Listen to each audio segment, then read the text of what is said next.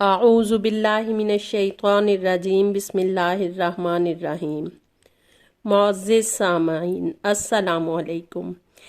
آج میں آپ کے لیے وظیفہ نہیں بلکہ ایک ٹاپک لے کر آئی ہوں جو کہ صبر و قناعت پر ہے۔ سامعین، یہ تو ہم جانتے ہیں کہ اس کائنات میں اللہ تعالیٰ نے کوئی بھی چیز بے فائدہ پیدا نہیں کی۔ شاعر مشرق علامہ اقبال نے کیا خوب کہا ہے کہ نہیں کوئی چیز نکمی زمانے میں، کوئی برا نہیں قدرت کے کارخانے میں۔ صبر و قناعت اصل میں ہے کیا؟ سامعین، اگر اللہ پاک نے قرآن پاک میں کسی بھی چیز کا ذکر کیا ہے تو وہ چیز ہمارے لیے دستور حیات اور منشور زندگی بن جاتی ہے۔ اور صبر کا تو اللہ پاک نے قرآن پاک میں 90 مرتبہ ذکر فرمایا ہے اور احادیث میں 900 مرتبہ ذکر آیا ہے۔ صبر کہتے کسے ہیں؟ واویلا نہ کرنا، نہ شکری کا کلمہ نہ کہنا، رنج و غم میں کفریہ کلمے نہ کہنا اور ایسا عمل نہ کرنا جو شریعت کے مخالف ہو۔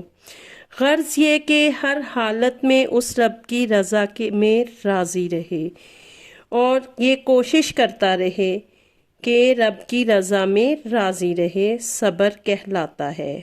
سامعین، آج کے دور میں ہر انسان کے ساتھ کوئی نہ کوئی مسئلہ ضرور ہے، لیکن صابر انسان اللہ کی رضا پر راضی رہتا ہے اور قناعت اختیار کرتا ہے۔ کہا جاتا ہے کہ صبر کرنا بہت مشکل ہوتا ہے، لیکن اگر اس رب کی رضا پر راضی ہو کر صبر کر لیا جائے تو اس امر کا اللہ پاک کے ہاں بہت زیادہ اجر و ثواب ہے۔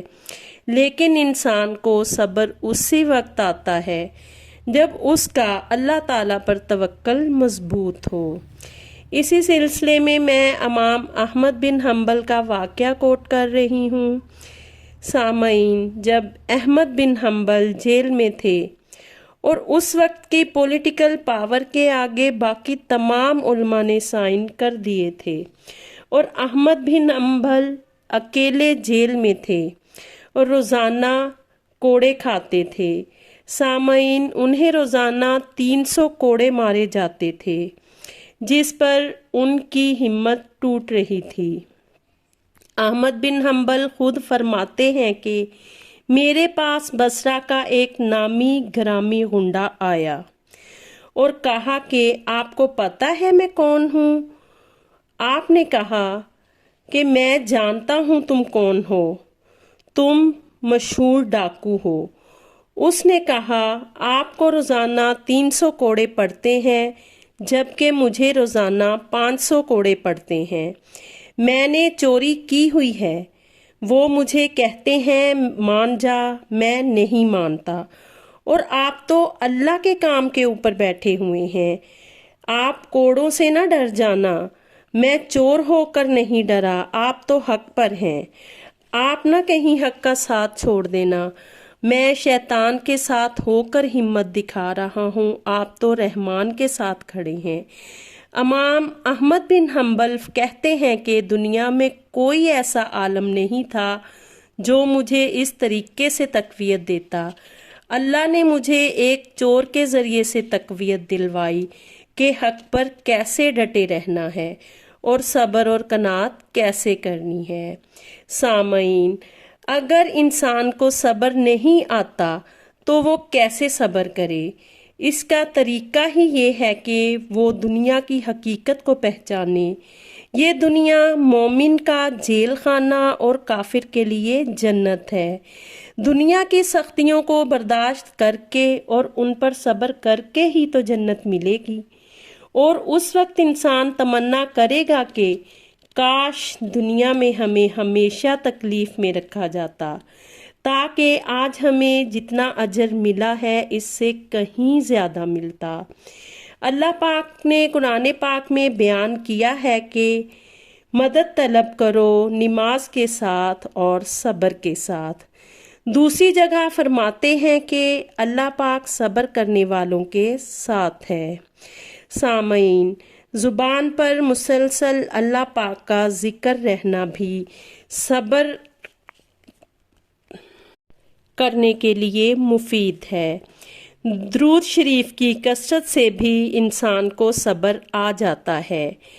انبیاء کے قصے اور صحابہ کرام کی زندگیوں کے بارے میں جاننا کہ انہوں نے اپنی زندگی کی تکلیفوں پر کیسے صبر کیا، یہ جان کر بھی انسان کو صبر آ جاتا ہے۔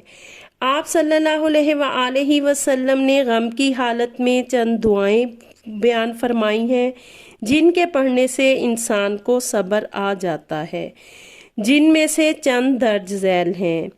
اللہ ربی لا شریک لہ، غم کی حالت میں یہ دعا پڑھنا نہایت مجرب ہے۔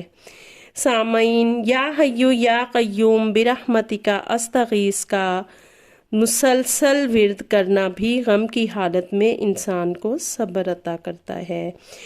اور اگر انسان کو کسی بھی طرح صبر نہ آتا ہو تو ایک مسلمان کو یہ سوچنا چاہیے کہ آپ صلی اللہ علیہ وآلہ وسلم اس دنیا سے رحلت فرما گئے ہیں۔ اس سے بڑا حادثہ تو ایک مومن کی زندگی میں ہو ہی نہیں سکتا۔ حدیث شریف میں آیا ہے کہ مومن کا ایمان اس وقت تک مکمل نہیں ہوتا جب تک کہ اللہ اور اس کے رسول کی محبت سب سے زیادہ نہ ہو جائے۔ سامعین، اس حدیث شریف کی روشنی میں آپ صلی اللہ علیہ وآلہ وسلم کے وصال کا حادثہ ہماری زندگیوں میں بہت بڑا حادثہ ہے۔ اگر اتنے بڑے حادثہ پر صحابہ کرام نے صبر کیا تو ہماری زندگی کے حادثات تو بہت چھوٹے ہیں۔ معزز سامعین، تو ہماری زندگی میں صبر اور قناعت نہ کرنے کی کوئی گنجائش باقی نہیں رہ جاتی۔ امید ہے کہ آج کے مضمون میں ہم نے صبر کے بارے میں بہت کچھ جانا ہوگا۔ اس کے ساتھ ہی آپ کی بہن آپ سے اجازت چاہتی ہے۔